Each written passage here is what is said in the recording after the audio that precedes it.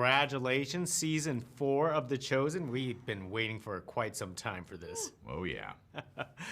So, with millions of people all around the world already seeing this series, and I want to hear it from you, is what do you think is the secret to success for The Chosen? Relatability. Yeah. I think. I know that that's how I connected to it, and then having conversations with people on the set, that's how they connected to it as well. Then we connect with each other, and then all of a sudden other people are watching and they say they connect with that too. And it seems like that's been the common thread for all these years. Absolutely. 100% agree that it's all just the fact that we've taken this very, very consequential story and made it human. And I love all the characters in the series, and I love when both of you appear in the series. I know you're not like in every single episode, but when you do appear, your characters put a smile on my face. Thanks. But tell us what journey or trajectory or surprises that they will actually have for you in season 4. Ooh, well, I don't know that we could say the surprises because then it wouldn't be a surprise anymore. Yeah. That's true. But you and your viewers should rest assured there is a surprise, and it's shocking. And some people don't love surprises. Yeah. I usually do, but in this surprise, I didn't love it. There we go. There we go. And there's that. Oh. That is true. So what do you love about playing and portraying your characters in the series? What do I love about what do I love about portraying Ramah is how much she has taught me without even realizing it until I sit down here with people like you folks and you're asking me these things.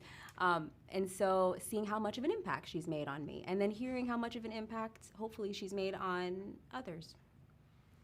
I have a pretty good time playing Quintus just in general. I'm not gonna lie. You know, he's a witty guy. He's a funny guy. I like being witty and funny. I like playing dress up. He gets a really cool outfit with armor and swords and stuff. And I get to boss everyone around and be mean, which rarely do you get paid to boss everyone around and be mean. And I get to do that every day at work, which is pretty cool. I know, it is always amazing that sarcasm probably still exists 2,000 years That's ago. right, that's right. The more things change, the more they stay the same. Now, in the aspect of the production value, it is so good on this production, on screen or off screen. Or were there challenges for you, wearing the costumes, walking around set, and all this kind of stuff, living the life of a first century Roman Empire?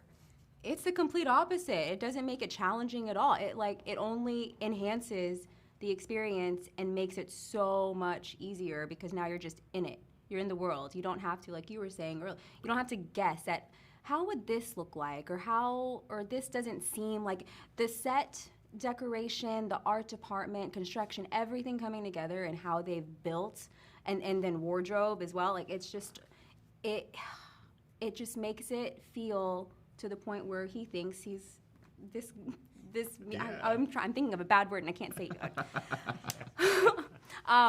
it. It puts him in this headspace of playing a rude character, like it's just so easy to just get into it when you're in this space. That's exactly right. Yeah, costumes and set, they really take the imagination out of it. You're just there, which is nice. I will say this.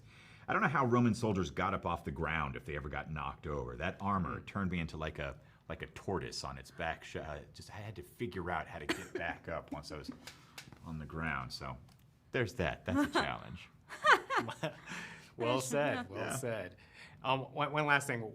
Being on the series for some time now, what is the one most important lesson that you learned from the series, or what has Jesus have taught you? Here's something that we've talked about this a lot, though. That being on the show, people really, really love the story. We love the story that we're telling, so everyone approaches it with a kind of like care and attention and compassion for everyone else working on the story, and sometimes challenging circumstances like the weather and costumes and all of that stuff. And I know that I will take that kind of care, right, and attention to detail into everything I do in the future. That sort of compassion for the people working on projects with me. I know that I'm different now after having worked on this project. And for me, acceptance and humanity. Just helps put things into perspective as a reminder of how I would like to live my life. Of just accepting people for who they are, despite their differences and all of that. And just the humanity of people. So reminding myself, too, that everyone's going through something. I'm going through something, you're going, so, just to not take things too personally, or even if someone is being rude to me, for instance, and to understand, maybe they're just going through a bad day, and how can I help, instead of seeing it as an attack. Oh boy, I'm Just trying. wait for episode 3, oh, y'all. but everything will Just wait make for episode sense. 3. Yes, but just understanding people in a different way, or seeing things in a different way or perspective, and seeing how I can make, if I can, hopefully, I'm trying to make the world a much kinder place. Well, Saxon, thank you very much for speaking to us about The Thank Chosen. you. Hey, thanks for coming by.